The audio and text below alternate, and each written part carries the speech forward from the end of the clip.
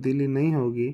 جیسے ہم نے پچھلی تختی میں پڑھا تھا کہ وقف کرنے کے لیے ہم آخری حرف کو ساکن کر دیں گے، آخری حرف کو ساکن کر دیں گے۔ یہاں پہ جو ہم نے پڑھا کہ جس حرف پر جزم ہو اس کو ہم ساکن حرف کہتے ہیں۔ تو ساکن حرف یعنی جس پر چھوٹی سی دال جیسی جزم ہو، تو ہم ان کو وقف کے لیے آخری حرف کو ساکن کر دیں گے۔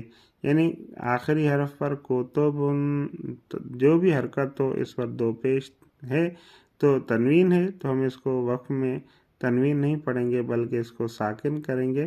وقف میں اس کو چھوٹی سی دال جیسی شکل ہے اسی کی آواز میں پڑھیں گے۔